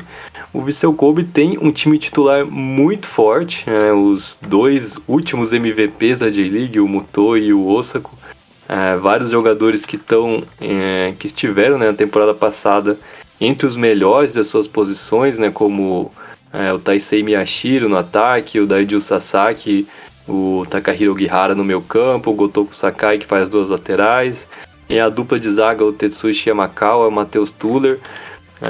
Talvez um problema seja no elenco, que por mais que o elenco do Vissel Kobe seja um elenco grande, né, muitas opções dentro do elenco, tem uma diferença muito grande, né, de nível dos titulares para os reservas. E acho que nenhuma das contratações que o time fez são jogadores que vêm para ser titular. Eu acho que na maioria não vai nem fazer sombra para os titulares. Até o próprio Caetano, né, que veio como único reforço estrangeiro aí, né? O único brasileiro novo no time. Acho que na zaga vai ser muito difícil, né? Tanto o Tuller quanto o Yamakawa são titulares assim, absolutos, né? Talvez na lateral esquerda, né? Que seja no momento meio que o calcanhar de Aquiles da equipe. Talvez eles não estavam esperando essa saída do Hatsushi, por mais que ele ficou várias semanas fora lá, fazendo os testes lá no Sheffield, até que finalmente aprovaram ele. Então, a princípio, acho que deve jogar ali o Yuki Honda, que não é um lateral de verdade, ele é um zagueiro que faz a lateral. Mas tem vários jogadores no elenco que podem fazer essa função, até o Gotoku Sakai, que vem jogando na direita, pode jogar na esquerda também, até acho que o Caetano, ele pode eventualmente fazer essa mesma função ali de lateral mais defensivo, que faz o Yuki Honda, né? No gol, né, o Maekawa, que é aquele goleiro lá que a gente tá a qualquer momento, é tipo uma bomba relógio, né, que a qualquer momento pode explodir, mas sejamos justos com o Maekawa, que ele tem feito boas temporadas, sim, ele evoluiu, né, até alguns anos atrás a gente falava que ele era o pior dos goleiros titulares da J1, agora já é um goleiro que dá pra dizer que a nível de J1 é um goleiro bom, né, por mais que ainda cometa falhas aí, talvez com uma frequência meio alta, né, mas o time não tem sofrido muitos gols por causa dele. Vamos ver aí se vai atrapalhar, né, a campanha na J-League, você ter talvez um time mais focado na ACL. A gente já viu até na Supercopa, né, que o Vissel entrou com um time completamente reserva, né, pensando na ACL, no jogo que valia a classificação. Talvez um jogador para ficar de olho nesse ano é o Mitsuki Saito. O Saito que ele ficou muito tempo, né, fora, levou mais de um ano, né, desde que ele sofreu uma lesão muito grave no joelho esquerdo. Na verdade foi uma lesão múltipla, né, com várias rupturas de ligamentos no joelho. Enfim, para o jogador ficar praticamente um ano e meio, né, fora, uma lesão muito grave, mas ele era um dos principais jogadores do time antes de lesionar, então a princípio ele vai disputar a posição tanto com o Ogihara quanto com o Ideguchi, mas é um jogador de bastante talento aí para esse meio campo do Vissel. Eu acho que o Vissel não tá mais forte que ano passado. Olhando assim as contratações, é um time que não ficou mais forte, mas simplesmente de você manter tantos bons jogadores, né? Apesar de que saiu o Hatsushi, o Yamaguchi também era um dos destaques do time, mas ano passado ele já vinha perdendo espaço, né? Já estava com seus, acho que 34 anos por aí, já vinha decaindo bastante o rendimento, então tirando o Hatsushi é praticamente o mesmo time do ano passado, então se conseguir amenizar esse problema aí da lateral esquerda. É um time que, se não tiver muitos desfalques, né, conseguindo manter essa consistência aí dos seus titulares, que são num nível muito mais alto que os reservas. Vamos ver, se pelo menos a J-League ou a série, apesar de que com a série eu fico com o pé atrás, né, porque se chegar na fase final vai jogar lá na Arábia Saudita, né, com jogo único, todos os jogos na casa do rival, né? Então vai ser meio difícil para um time japonês ganhar essa CL, mas é a meta do time, né? Pelo menos um desses dois títulos o Vissel Kobe vai entrar para disputar esse ano. Uma coisa a gente perdeu na temporada passada, né? Se o Kobe está entre os 4 primeiros, independente de quantos pontos faltem, o Kobe pode chegar. Então, por mais que realmente não seja um Kobe mais forte do que a temporada passada, eu fiquei pensando sobre isso, né, durante as férias, né? Poxa, será que tem como esse Kobe vir mais forte, né? Só se realmente tivesse uma nova injeção de grana assim muito grande, mas eu acho que a manutenção de um elenco campeão faz parte também de você tentar replicar aquela fórmula que está funcionando, né? Então, o tricampeonato eu acho que é possível, acho que não seria nada impossível ver esse Vissel Kobe de novo ser campeão dentro da J-League. É uma equipe que tem muitas peças de reposições, principalmente na parte do ataque, né? Dá para variar muito esse ataque. A maioria das peças pode ser que não funcionem, mas pelo menos é diferente de algumas equipes que você vê que às vezes não tem não tem um substituto direto, né? Ou tem apenas um. Se o Kobe, mesmo que tiver uma lesão ou outra, é uma equipe que pode sim se reorganizar, né? Dentro do trabalho que o Tite está fazendo. Eu acho que peças de reposição para quase tudo ele tem, né? Pode não ser o mesmo nível.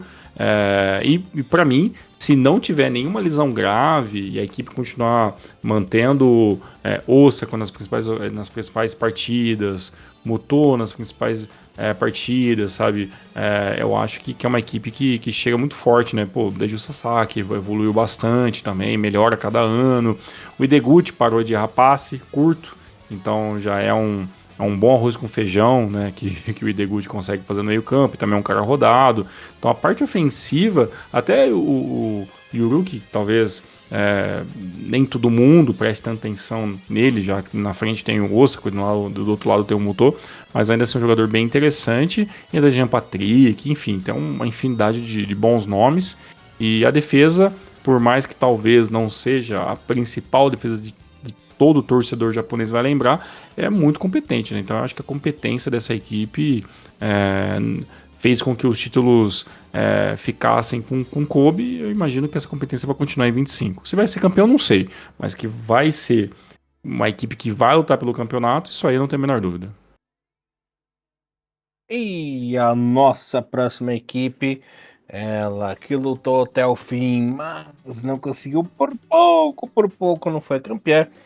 Sanfrecce Hiroshima, que mantém aí o súdito de Mihail Skib aí no comando, né? Ele que tem um dos estádios mais lindos aí do Japão, né? Há bom tempo foi lá pessoalmente, constatou que realmente o estádio é maravilhoso.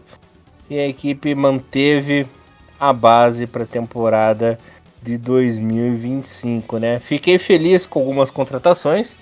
Trouxe aí o nosso querido Jermaine, né? Será aí o grande nome no ataque da equipe. Imagina essa dupla maravilhosa, né? O Arslan e o Jermaine, cara. Meu Deus, já tô vendo aí. Faz o trocadilho.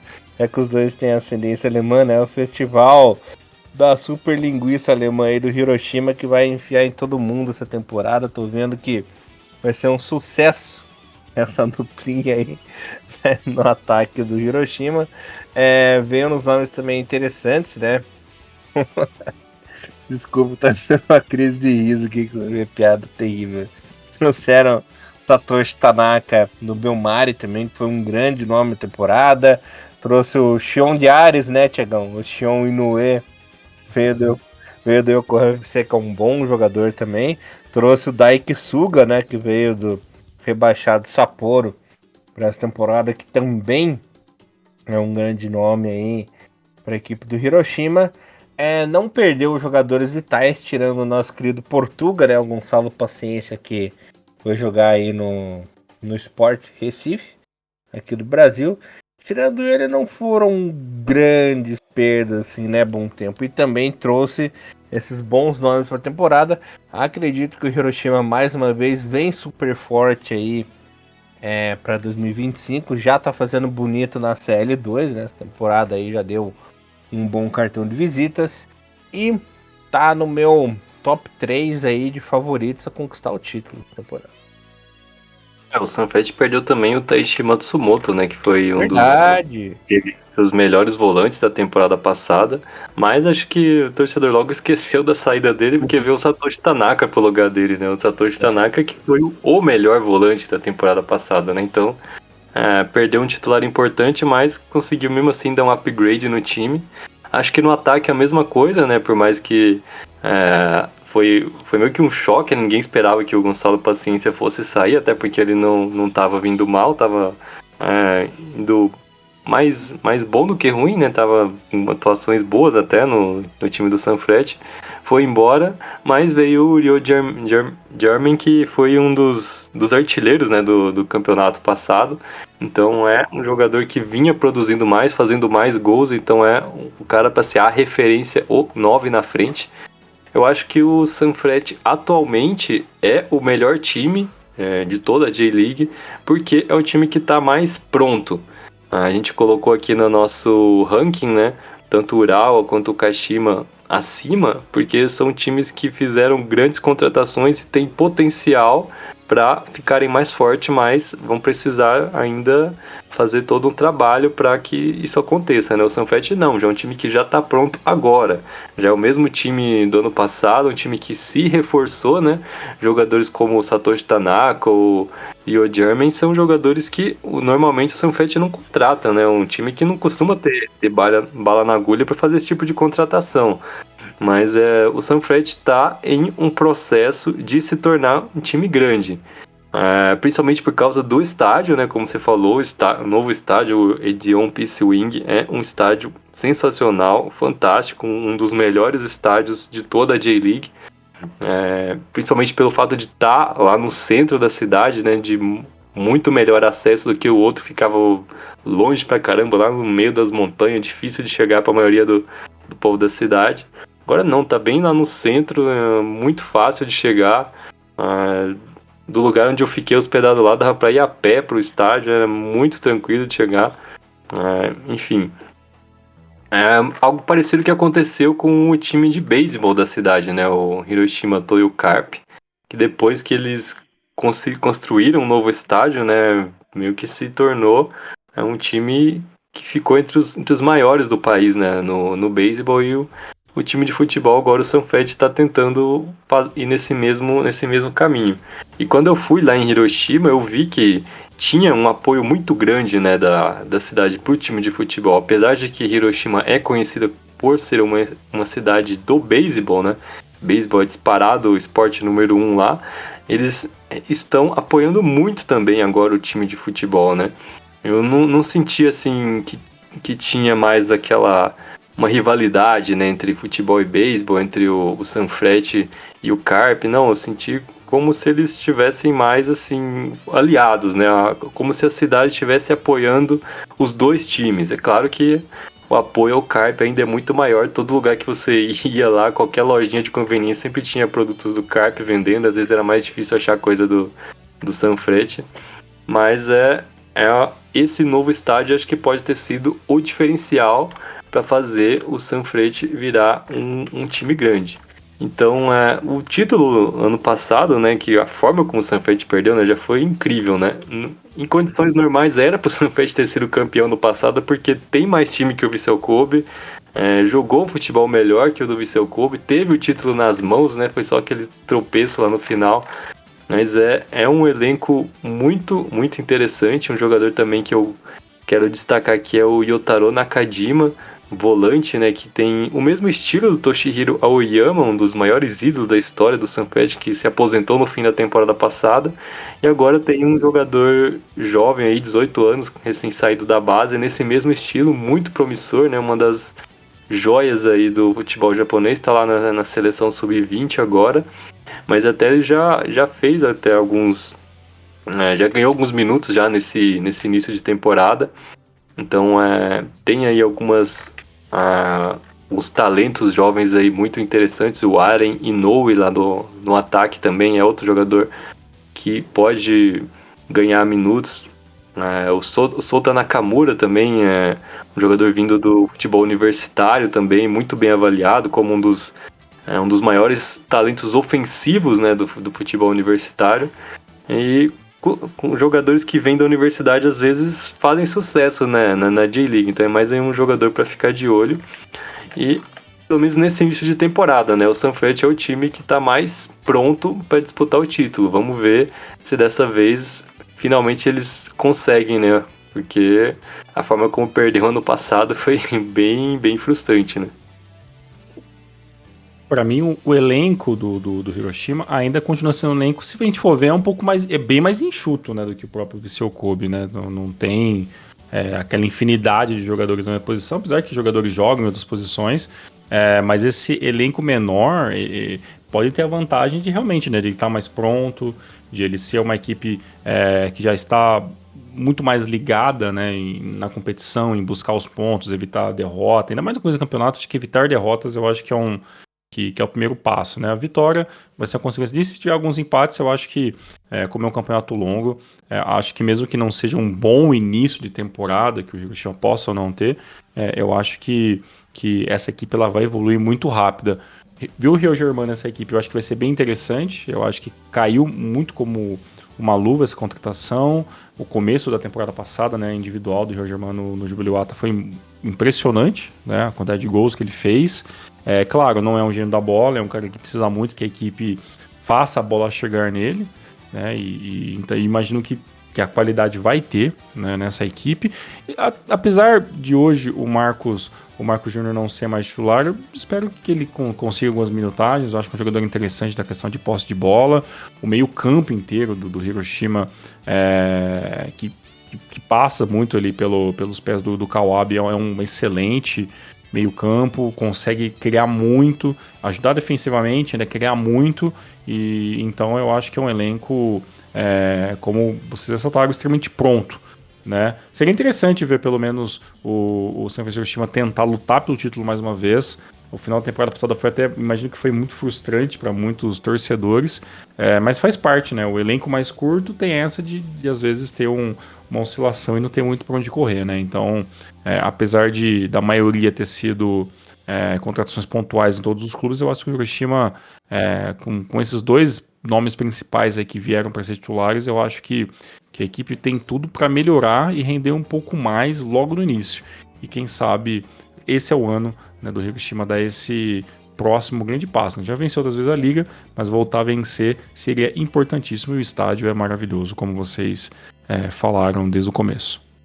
Maravilha, Thiagão. Nossa, a próxima equipe, eles, os mundiais, que jogarão o super campeonato esse ano. Os mandados de Maciej Skordia, Urawa Red, que teve uma campanha terrível temporada passada, 13ª, uma das piores campanhas da história do clube, né?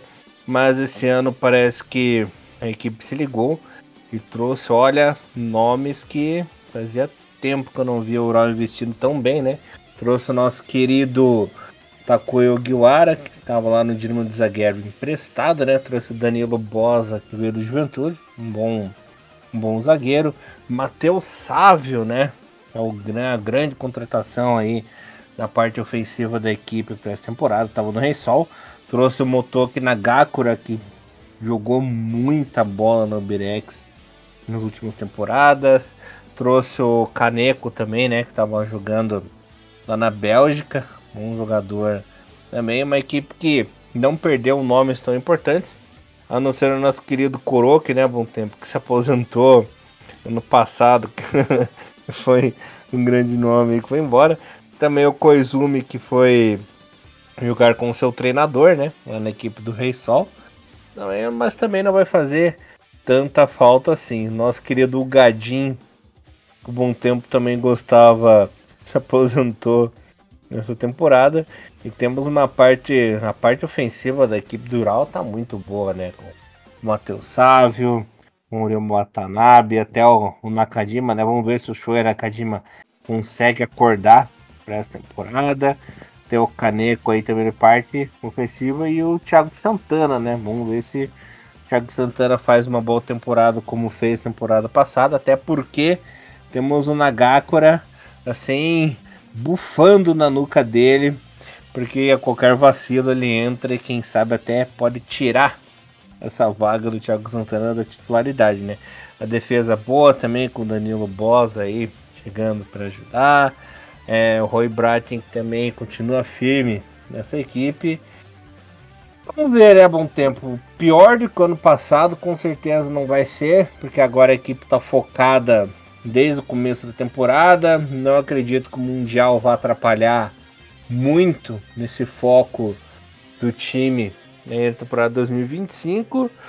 E o elenco forte, né? O Urawa promete muito essa temporada. Espero que não nos decepcione, né? Como decepcionou no passado, né? No passado, o Urawa que tinha começado o campeonato como principal favorito, né? Tinha feito algumas boas contratações também, tinha um elenco potencialmente muito bom, mas que acabou não se concretizando, né? Demitiu o técnico durante o campeonato, enfim, desmontou o elenco, né? Perdeu muitos jogadores, muitos titulares importantes durante o campeonato passado, enfim, foi um caos a temporada passada do Urawa, o que não tem sido uma coisa rara de acontecer, né? A gente já tá cansado de ver começar a temporada Urawa como favorito e não termina como campeão, né? Mas esse ano a torcida renovou mais uma vez as expectativas de que dessa vez o time, quem sabe, agora vai, porque realmente nas contratações eles mandaram muito bem, apesar de que ainda não é aquele super time, né, que o Ural estava prometendo para disputar o Mundial. Eles até vinham tentando, né, tentaram fazer algumas contratações assim bombásticas, como Yoshinori Muto, que no fim das contas resolveu renovar com o Vissel Kobe, mas esteve perto de acertar com o Urawa. O Oscar, que foi para o São Paulo também, o Urawa tentou contratar. Mas o Matheus Sábio, enfim, é o cara que chegou, pode fazer diferença, que pode finalmente subir o time de patamar, fazer o time realmente disputar o título. Um jogador que vinha jogando quase no mesmo nível do Muto, do Sami, enfim, aquele jogador que pode fazer a diferença, pode ser a peça que faltava nesse time do Ural, que tem muita opção no meio campo, tem opção até demais, na verdade. Muitos jogadores bons que poderiam ganhar espaço, mas que vão acabar ficando no banco porque não tem espaço para todo mundo. Acho que talvez as laterais, né, são posições que ainda tem um pouco de dúvida, né, porque na direita só tem o Ishihara de lateral, Hirokazu Ishihara de lateral de ofício. É bem possível que o Scourge acabe improvisando alguém ali, como o Takahiro Sekine, que já vinha fazendo muitas vezes essa função de lateral direito. Na esquerda também o Takuya Ogiwara, quando ele jogava no Ural ele não era titular, né, porque tinha tanto o Akimoto quanto o Ohata também, que jogavam mais. Quando ele estava lá na Croácia também ele jogou pouco, ele era reserva inclusive, então não é um jogador que passe tanta confiança assim para chegar e tomar conta da posição, até porque apesar de ele ser um lateral bom ofensivamente, eu acho que ele ainda peca muito na defesa, mas não tem reserva para ele também, né? Então outra opção ali seria ter que improvisar alguém, como por exemplo o Yoichi Naganuma, que dificilmente vai ter espaço para jogar no meio campo, mas como ele está acostumado a fazer essa função secundária de lateral esquerdo, pode acabar tendo que jogar ali também. A zaga, o Rui Braten, para mim, ele é um zagueiro que não passa tanta confiança assim. Quando jogava do lado dos Shows, né, era tipo a zaga do Gamba, né, que você tem o Nakatani que salva tudo e o Fukuoka meio que fica lá aquele jogador que depende de ter um zagueiro bom do lado dele para ele não fazer muita cagada, né? Então o Rui Braten é meio assim, precisa de um zagueiro bom do lado dele, senão vai ser um desastre. Então a esperança é que o Danilo Boza seja esse zagueiro, né? Que seja o novo xerifão da defesa do Urawa. É goleiro, apesar do Nishikawa já veteranaço, né? Não é uma posição que preocupa no momento. Talvez centroavante, porque o Ural tava buscando muito um centroavante, né? Tava vários nomes, até o Anderson Lopes foi especulado pro time do Ural. Acabou que eles não conseguiram trazer ninguém. Veio o Nagakura, que na verdade não é um centroavante, né? Ele joga mais ali como um falso 9, ele é um meio campista que vinha fazendo no Albirex Niga até essa função, então não tem assim um substituto com as características do Thiago Santana. Apesar dele ter sido artilheiro do time ano passado, ele terminou o ano mais como reserva do que como titular, porque muitos jogos ele não vinha tendo esse rendimento que se esperava dele. Mas acho que vai começar a temporada ganhando essa chance. Talvez o Ural ainda vá atrás de mais contratações, né, até pensando no Mundial. Lateral de ofício, né, já que só tem um para direita e um para esquerda. Centroavante também é uma posição que talvez o time vai procurar. Mas meio campo tem muita opção, né? E o grande destaque do time tem sido o Ryoma Watanabe, né? Apesar de ter muitos nomes aí, tanto ex-seleção, né? Como o Sho Nakajima, Genki Haraguchi, o Samuel Gustafsson, que tinha convocações recentes para a seleção da Suécia, né? Enfim, muitos nomes aí, nomes mais pesados, né? Mas o Ryoma Watanabe, que vinha sendo o grande craque desse time do Ural, é de longe, né? Um jogador que mais rendia nesse ataque. Então acho que a torcida tá muito empolgada para ver como é que vai formar esse suposto trio aí, né? Do Watanabe mais centralizado, o Kaneko na direita, o Matheus Savio na esquerda. Eu acho que dá para esperar muito desse time do Urawa Reds, apesar de que no fim da temporada passada, já com o Skordia, né? O Skordia foi contratado de volta, né? No metade da temporada passada. O time não terminou o ano jogando bem, então vamos ver como é que ele vai organizar esse time do Urawa, que tem um potencial muito grande. E esse potencial do Urawa não se confirmar mais para esse ano, talvez 26, assim, por causa do Mundial, vai ser muito triste, né? Porque peças que seriam titulares em praticamente quase todos, para não dizer todos os times da primeira divisão, né? Pouquíssimas posições, talvez, como o tempo falando na lateral direito e tudo mais, tenha um nome ou outro que poderia não ser unânime. Mas, poxa, esse ataque com o Ryo Watanabe, né, Matheus Savio agora, que belíssima contratação, talvez uma das melhores contratações de uma equipe da J1 2025, comparado com o histórico do Matheus Savio. Thiago Santana, que não mostrou ainda aquele futebol que a gente esperava quando ele estava jogando nos times, e agora tem todas as condições de mostrar isso desde o começo da temporada. Tem Nagakura, que para mim até sinceramente deveria ser titular inicialmente, e ainda tem o Kaneko, apesar que, admito, gostar muito do Okubo, gostar muito do Naoki Maeda, jogador muito rápido, então assim, opções não faltam. O meio campo também já estava bem com o Gustavsson, defensivamente ainda não é o melhor line-up, mas enfim, se vira bem. Eu acho que essa defesa do Urawa Reds, mas para mim eu acho que a J-League fica muito comprometida por essa questão do Mundial. Porque por mais que a gente sabe que não, as chances remotíssimas do Urawa conseguir ganhar o Mundial, a gente sabe que é muito difícil ganhar o Mundial. As equipes brasileiras sabem o quão difícil é, enfim, a gente assim, torce, vai assistir obviamente todos os jogos possíveis, mas a realidade é muito grande, né, dentro do Mundial. Mas o Urawa fazer um bom Mundial, eu acho que é a principal meta dessa temporada, e não cair é a segunda, né? E jogar bem, como a gente imagina que essa equipe vai jogar, depois é meio que consequência, pelo menos é na teoria, né? Tudo isso que vai acontecer.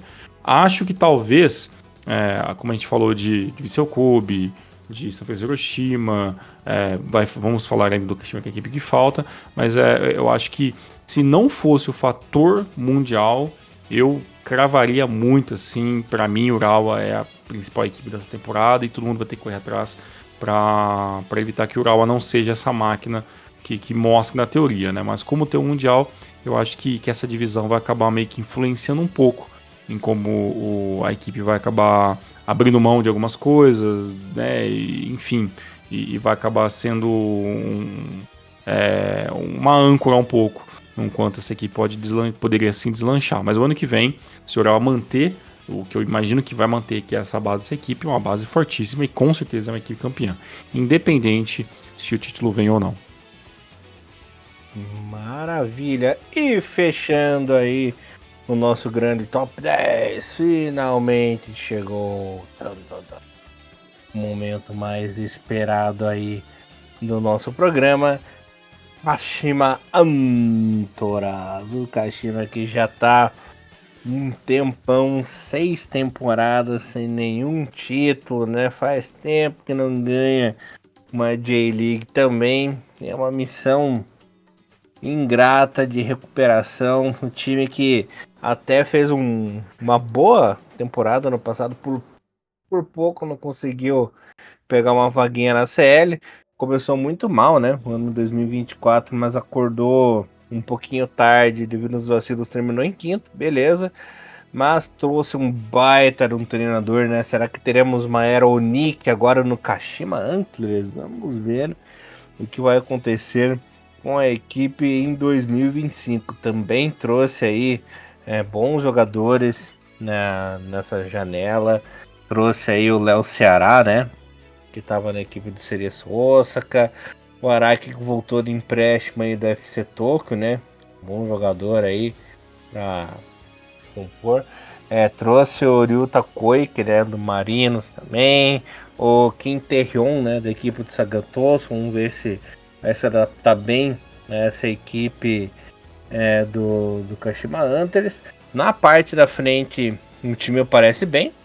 O Kavrit, né, que fez uma boa temporada ano passado, também foi contratado de vez. Com o Kavrit, com o Yuma Suzuki, Léo Ceará e o Ryotaro Araki, né, esse quarteto aí, pelo jeito vai fazer bastante sucesso nessa temporada, se tudo der certo, né, Mr. Thiago Bom Tempo. Também trouxe o Kim Tae-hyun, né, um zagueiro sul-coreano. Olha, vendo os bons jogadores que ficaram de base nas últimas 2 temporadas do Kashima e juntando o pessoal que veio da parte ofensiva, aí tem tudo para dar certo. E com o Nick treinando essa equipe, ele que é um treinador fazendo aí as suas devidas comparações, é estilo Felipão, né? Ele consegue extrair o melhor de cada jogador, ele consegue melhorar os jogadores que são medianos. Você é um treinador que entra na cabeça do jogador, e ele deve ser um cara muito bom do vestiário, né? Consegue trabalhar bem nos treinos.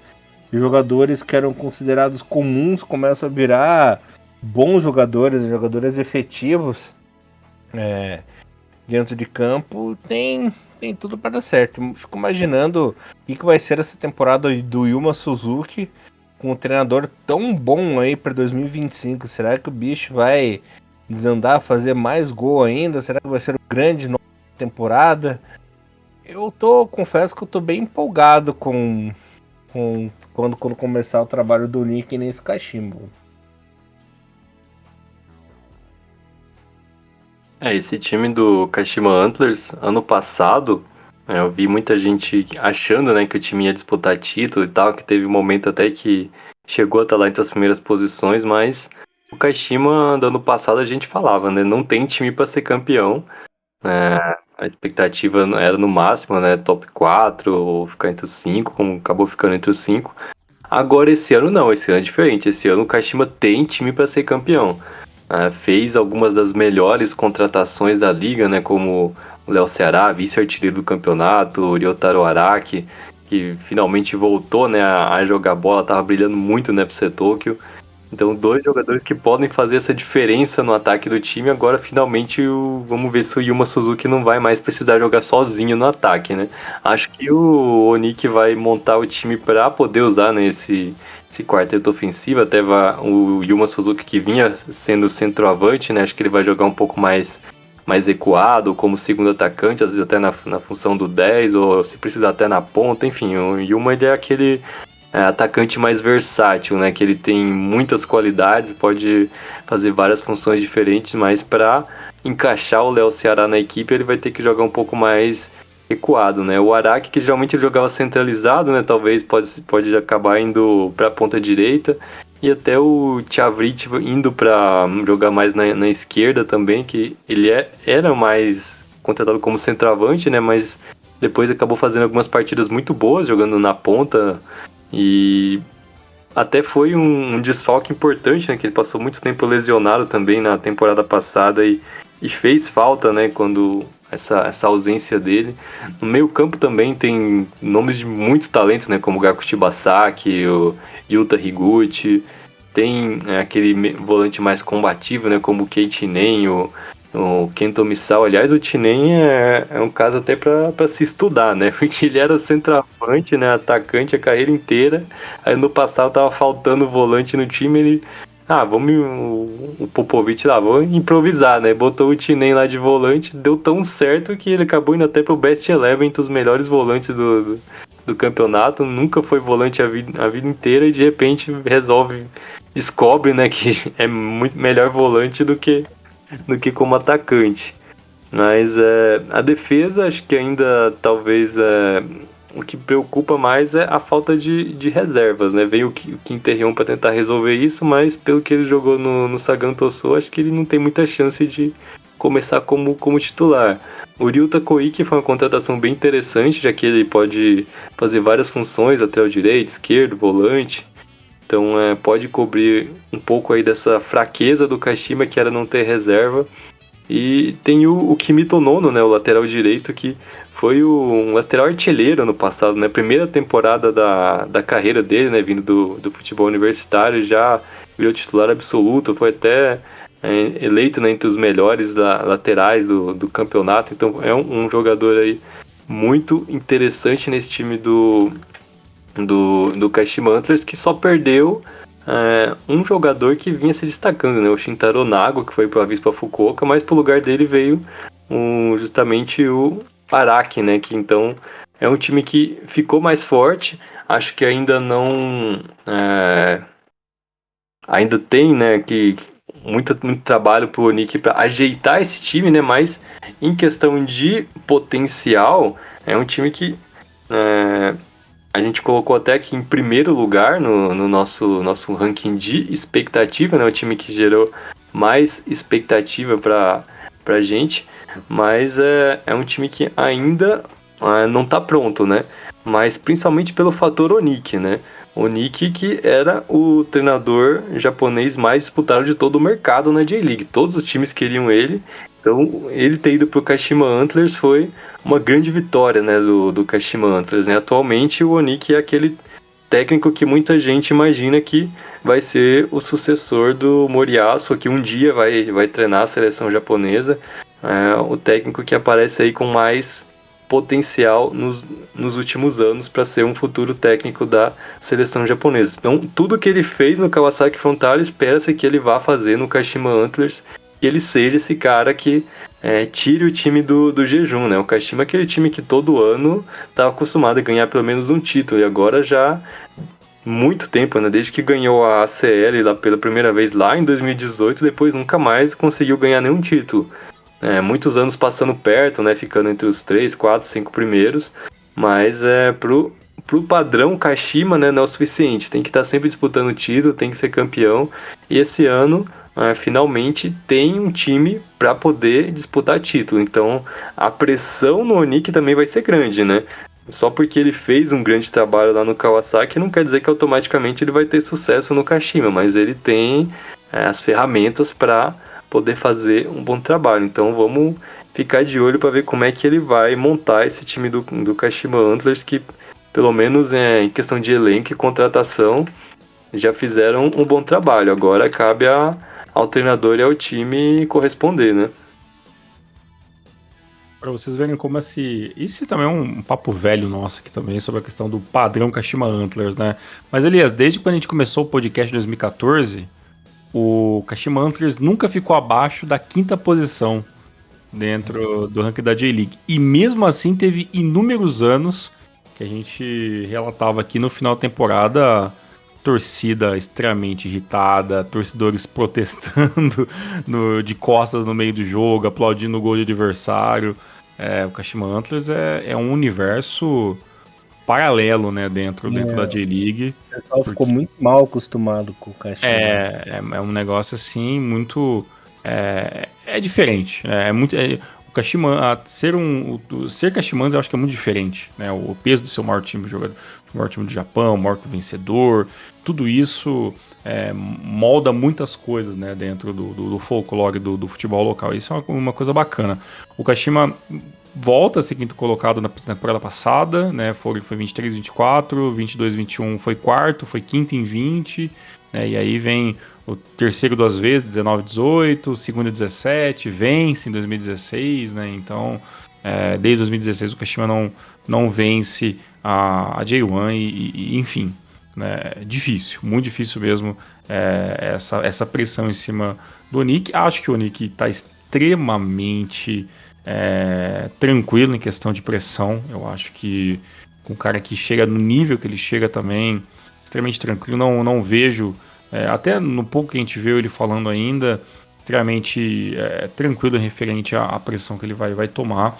E tem tudo para funcionar. Assim como tem tudo para funcionar, também tem muito para não funcionar, né? Então essa pressão do Kashima, ela deixa as coisas muito interessantes, porque não tem muito como adivinhar o que vai acontecer daqui 6 meses, daqui 1 ano, né?